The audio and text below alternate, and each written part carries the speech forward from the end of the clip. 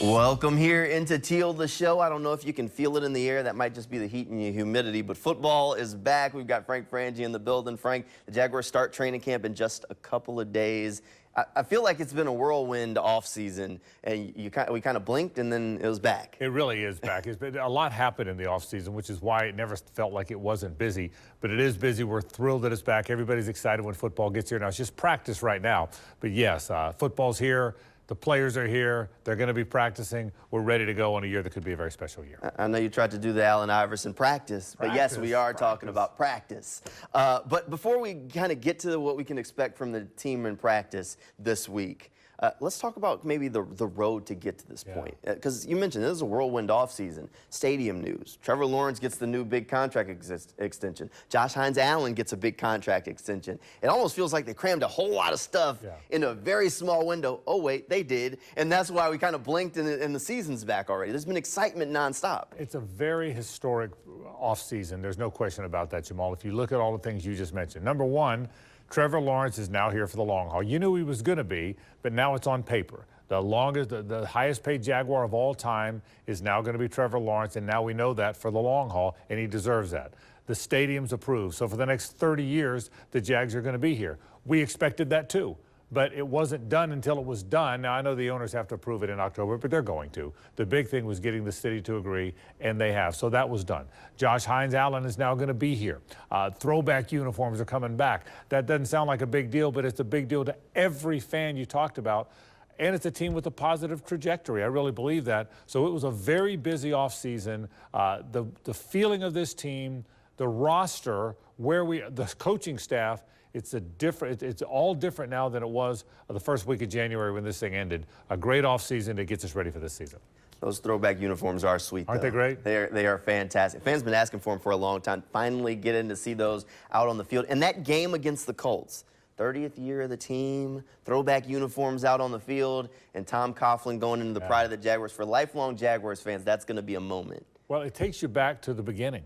And the beginning were some of the greatest years. The golden years of this franchise might be now, but the most historic, most memorable years of this franchise are right when it started, when Tom Coughlin built this thing, when that team went to 2 AFC championship games in their first 5 years, when that team might have had the best team in the league in 1999, when it shocked the world in 96. So to be able to look back, you always want to look ahead, and you always want to be excited about where you are, and these are the golden years.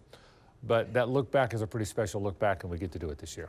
All right, with all of that excitement during the offseason, we're still looking forward to football season and, well, practice that starts this week. But, Frank, there was a lot of change off the field during the offseason. What's maybe one thing you're the most excited about seeing on the field? I know we talked about the offense, we talked about the defense, but if you had to pick one thing that you're the most excited about to see, what is it? I think it's the fact that I think they're going to be very well positioned defensively and have a chance to be very good on that side of the ball.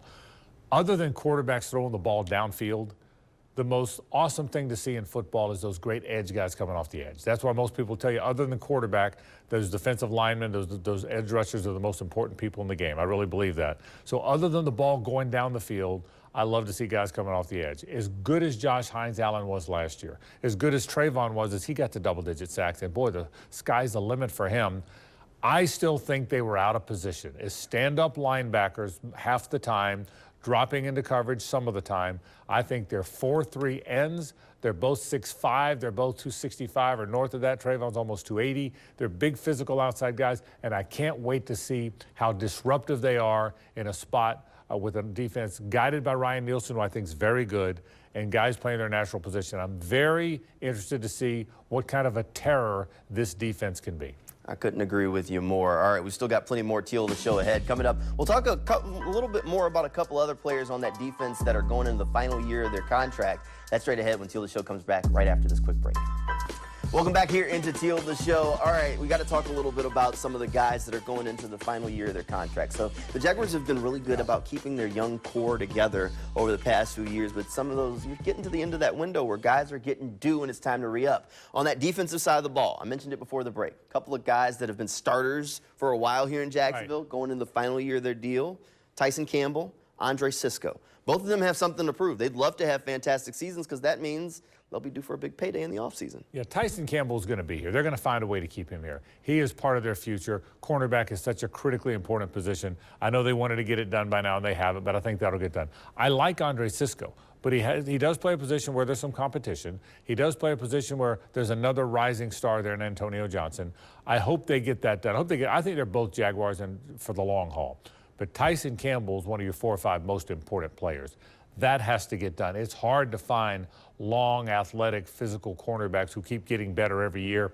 I think he's going to be in a defense that fits him perfectly this year. So that one's a gigantic one for me. Now, on the offensive side of the ball, Cam Robinson's the big expiring contract. He's been the starting left tackle for the Jaguars for a long time at this point, and now you're going into that final year of the deal. He could be here for the future. They could be trying to make a decision for what's next, but he's the guy they're going to be looking at to see how he handles this year. Can he stay healthy before they make the decision on who's the left tackle of the future? And he's been here a long time. Yeah. Remember, he was the left tackle in 17 when they had that really good team that went to the AFC Championship game. He was here back then, and older players are expensive players. That's just the way the world is. One other thing to keep in mind, Anton Harrison is a natural left tackle.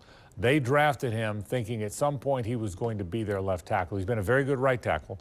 They've got Walker Little. In my opinion, if Cam Robinson is not brought back after this year, I think Anton goes to left and Walker Little goes to right. I think that's how they'll do that. So remember, Anton Harrison can really play that spot. Cam Robinson's a good player, and he's been a good player for them for a long time. But older players who get expensive at a spot where you've drafted a guy in the first round who could be your left tackle means that I'm not so sure he'd be back.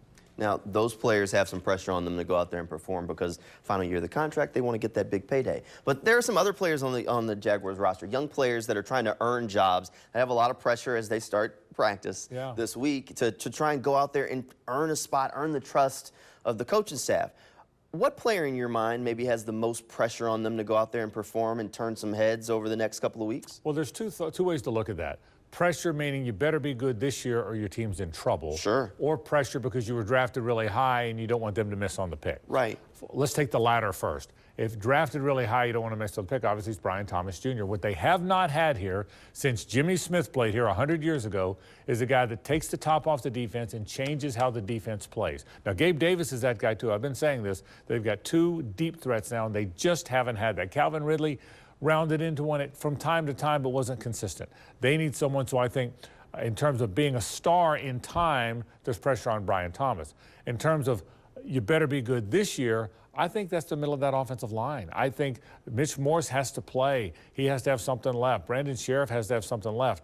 If the line's not good again, then all the other stuff doesn't matter. So if you talk about guys who have to be good right now for them to be good, I'm going to go on the interior, maybe the interior of both lines, by the way, but I'll start with the offensive front. They really need Morse, who I think is going to win that job, and Brandon Sheriff, the right guard. They've got to be good. They've got to protect 16, man, and they've got to give number 1 some running lanes, and if that happens. So pressure to be good right now, those interior of the offensive line. Young guy that has to be a star, Brian Thomas Jr. I like both of those. How about a guy in the secondary, Frank? How much pressure is on Ronald Darby? I mean, Jarian Jones is kind of the guy applying that pressure. I think Darby probably came here thinking he was going to be penciled in as a starter.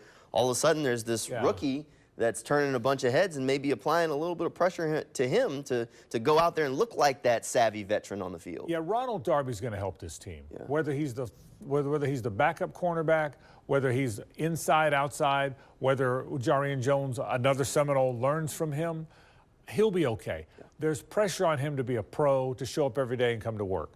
I don't know that there's pressure on him to be the starter. Now, to your point, where you're going with this is he could lose the job to Jarian Jones. There's no question about that. But I think they brought Ronald Darby in to help the football team. I don't necessarily think the minute they signed him, they said, there's our outside corner, there's our starter. He needs to help the team in many ways. I think he will. All right, over the course of the last couple of shows, we've addressed every position battle on the roster except for one. Got to talk about kicker, Frank. There's a rookie kicker in town. Riley Patterson's back, but Cam Little is fantastic kicker that they drafted. You know they like him if they drafted him out of Arkansas. There's some pressure there, too. I guess if you're going to keep talking about pressure, you're going to roll into a pressure kick with a rookie kicker. And Cam Little is a super confident guy. There are two things happen. I've seen both spectrums. You draft a rookie kicker, some of them are good right out of the gate, and they wind up being your kicker for 13 years. Sometimes the moment's too big for them, and it doesn't pan out. And then you have to go get one of these veterans that have been recycled all over the league. I think Cam Little's going to be good. I watched him at Arkansas. He's nails, man. And you're right, he's confident. Stuff doesn't bother him. But I've seen it go both ways. But you're right, in this day and age, look, you can't miss field goals. Their season's different last year if they make a field goal at the end of a game that they missed, and Brandon McManus is no longer on the team. So you cannot miss field goals. It sounds crazy, doesn't it? I'm an old guy, Jamal. When I was coming up watching football, a 40-yarder wasn't automatic. You miss a 40-yarder now, it's like missing an extra point. So you got to make field goals, which means Cam Little is very important. Oh, they're all very important, and we're going to just see. We'll be able to keep an eye on that kicker battle as camp fires up. Camp starts on Wednesday. Frank, you've done a few more of these than me at this point. I'm excited. Are you excited for camp to start off? I'm very excited because I've said this all offseason, Jamal. I really believe this. The trajectory of this team is very good. All the things you everything's you got to stay healthy. It's got to fall into place. But the trajectory has almost never been better.